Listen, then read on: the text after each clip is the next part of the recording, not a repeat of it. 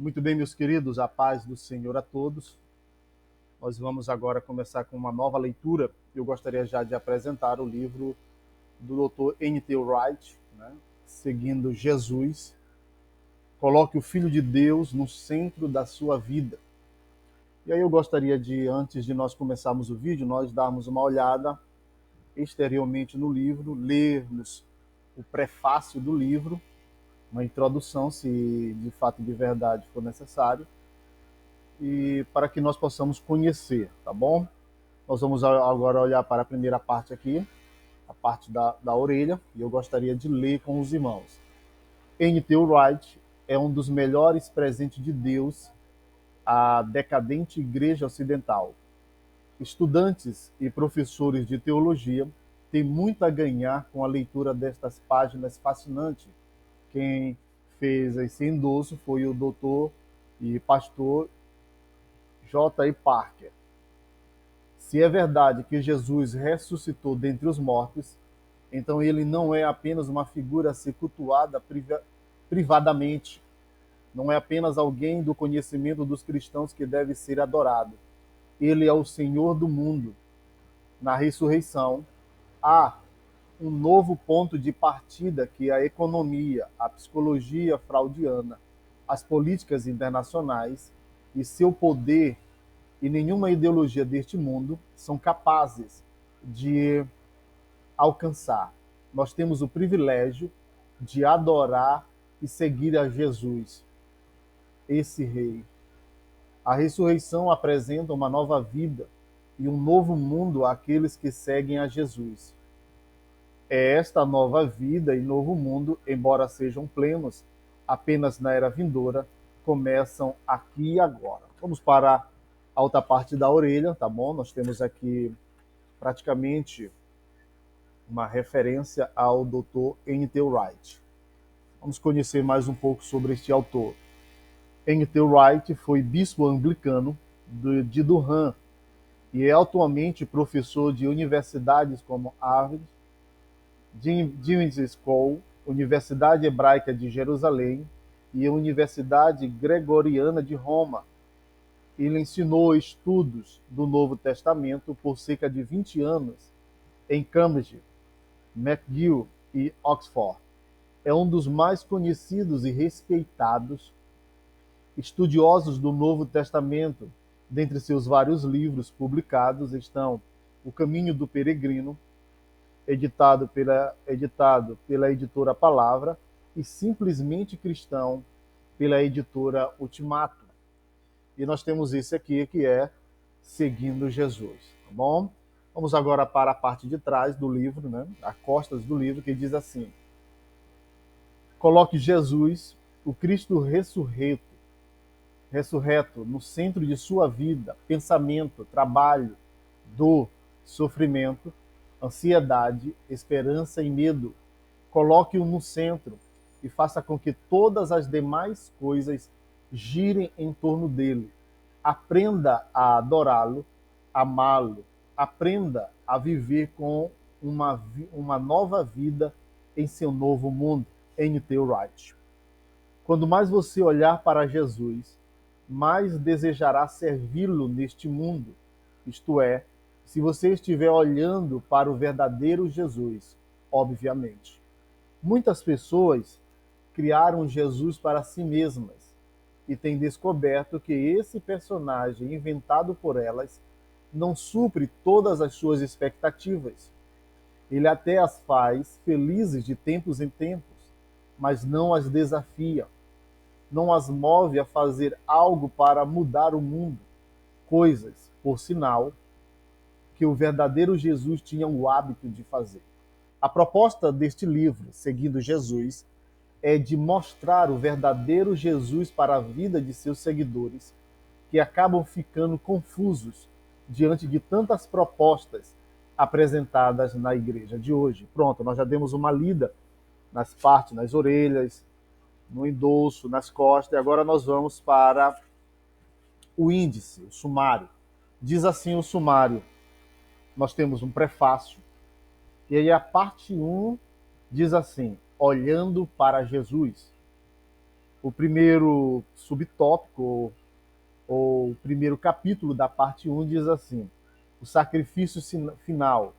E aí ele vai fazer um apanhado no livro de Hebreus.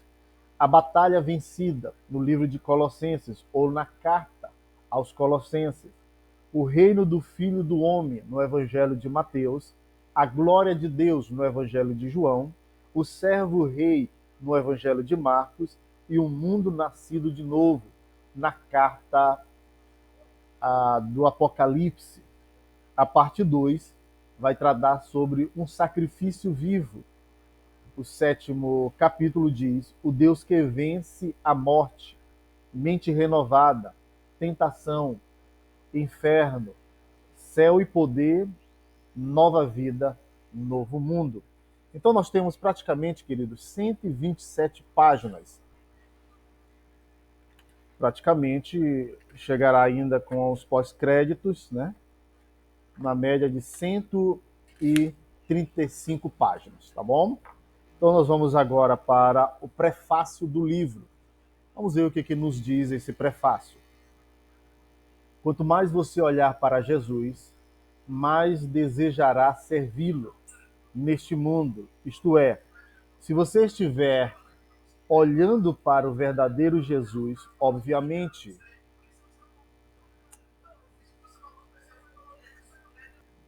permita repetir novamente. Quanto mais você olhar para Jesus, mais desejará servi-lo neste mundo. Isto é, se você estiver olhando para o verdadeiro Jesus, obviamente. Muitas pessoas na igreja e fora dela criaram um Jesus, entre aspas, para si mesmas e têm descoberto que esse personagem inventado por elas não supre todas as suas expectativas. Ele até as faz felizes de tempos em tempos, mas não as desafia, não as move a fazer algo para mudar o mundo. Coisas, por sinal, que o verdadeiro Jesus tinha o hábito de fazer. Escrevi em algum outro lugar sobre a busca por Jesus no meu pequeno livro Quem foi Jesus, de 1992. E no livro, este um pouco maior, Jesus e a Vitória de Deus, em 1995. O presente livro é sobre a necessária pergunta: e então? Que se segue aquela busca? Os autores do Novo Testamento eram homens profundamente engajados nesta causa. Na verdade, os próprios evangelhos, que se dedicam a discorrer sobre a vida de Jesus, levam essa questão tão a sério, que parecem estar dizendo aos leitores, dois pontos: agora depende de vocês. O verdadeiro Jesus os está conclamando a seguirem a uma vida de discipulado. Acredito que ainda precisemos experimentar o profundo impacto dos desafios que os evangelhos nos propõem.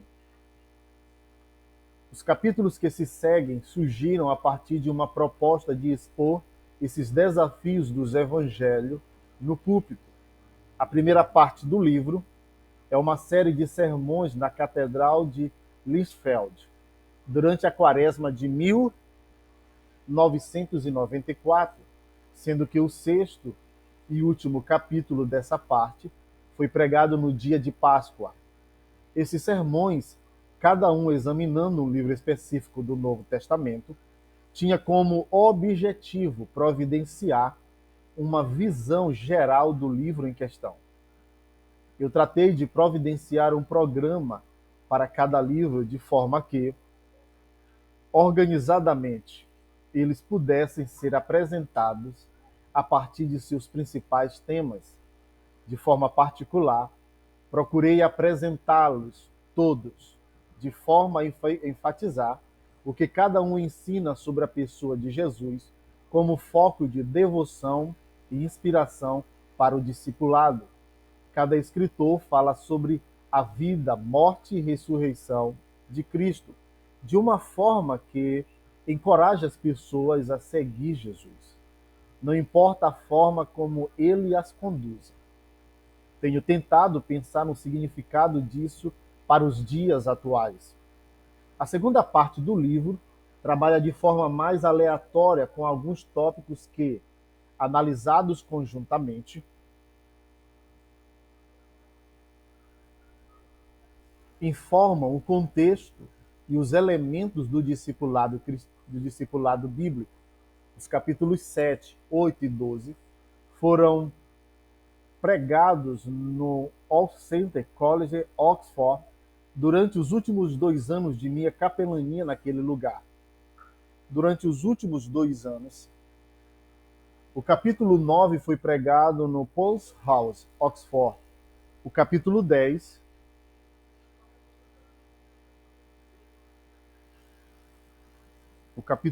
na Catedral Coventry e o capítulo 11 na Catedral de St. Paul.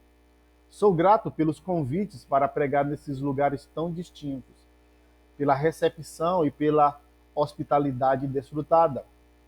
Todos os capítulos são apenas os da primeira parte. Deve ser encarado como convites a uma lição de casa. Eles sugerem, a partir de minha leitura da Bíblia, e devem ser vistos como fontes de inspiração para que vocês façam suas próprias leituras.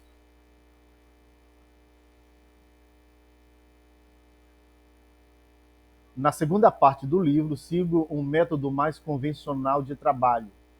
Na primeira metade, procuro expor alguns livros da Bíblia na íntegra. As pessoas nem sempre se dão conta de como pode ser fácil e agradável ler um livro da Bíblia do início ao fim. Você pode ler Colossenses, por exemplo, em 12 minutos, sem pressa. A leitura de Hebreus pode lhe tomar 1 hora. O Evangelho de João pode demorar um pouco mais, mas o tempo começa a se tornar uma questão secundária. Estou convencido de que o uso de um programa, lendo a Bíblia em pequenas porções, é uma atividade de menor importância. Mais importante é lê-la em grandes porções, a fim de descobrir seu verdadeiro sabor e deliciar-se com ela. Um conselho: tente usar uma boa tradução moderna, que ainda não tenha sido usado anteriormente, pois isso ajudará a ver as coisas de uma forma diferente. Neste livro, usei basicamente minha própria tradução, com o mesmo propósito. Quando usei alguma versão moderna, geralmente foi a nova revisão Standard Version. Muitos desses sermões, todos os da primeira parte, além dos capítulos 9 e 10, foram pregados no contexto da ceia do Senhor. E alguns ainda mantêm as referências à ocasião. Creio que isso não seja ruim. A palavra vista ou escrita, ou, caso você prefira, o pão comestível e o pão audível, caminha lado a lado. Como aconteceu com os discípulos no caminho de Emaús, em Lucas capítulo 24. Seguindo Jesus, portanto, envolve mente, coração, alma e força. Uma igreja sem sermões terá uma mente atrofiada, um coração problemático, uma alma inquieta e uma força mal direcionada. Uma igreja sem os sacramentos se perderá sem força, com sua alma abalada, vivenciando conflitos emocionais, engajada em propósitos irrelevantes. Este livro é uma tentativa de apresentar soluções para tais problemas. Em nenhuma parte dele procuro apresentar uma opinião própria sobre a Santa Ceia. Na verdade, comecei a fazer isso no início do capítulo 11 de A Coroa e o Fogo, de 1992. Contudo, caso esta obra consiga lhe apresentar algumas formas de se unir palavra e sacramento, sem desconsiderar seu contexto e realidade, levando-o a seguir a Jesus, ficarei extremamente satisfeito. Finalmente, preciso agradecer àqueles que me ajudaram a trabalhar nesta obra. Sou profundamente grato a Kate Sutton, bispo de Layfield, por todo o seu apoio, amizade e inspiração. A Tony Bernard, John Olve, Richard Ninhos, John Turner, meus companheiros na Catedral Chepter, por sua recepção e encorajamento durante meus primeiros meses aqui. A Philip Lowe tem sido um sábio editor. David McDare tem aplicado seu afiado olhar ao texto com sua habilidade eficiente. Em casa, minha querida esposa tem, como sempre, carregado um pesado fardo ao meu lado. Meus filhos têm aberto mão de tantas coisas, sobretudo nesse último ano. Contudo, minhas palavras finais devem ser dirigidas àqueles aos quais este livro é dedicado. Os primeiros ouvintes da parte 1. A colorosa recepção que eles deram ao seu novo deão foi maravilhosa. Seu entusiasmo ao proporcionar reflexões inesperadas foi indescritível. Espero que eles recebam esta pequena oferta de gratidão como uma simples demonstração de minha imensa gratidão por suas vidas. N.T. Wright, Catedral de Lichfield. Muito bem, meus queridos, nós concluímos a primeira parte praticamente introdutória do livro, trazendo informações de capa a capa, de orelha a orelha, e também o prefácio do livro. Que Deus em Cristo vos abençoe, tá bom? Compartilhe o vídeo, se inscreva, comente e dá um like para nós, para que possamos continuar. Amém. Que Deus em Cristo vos abençoe.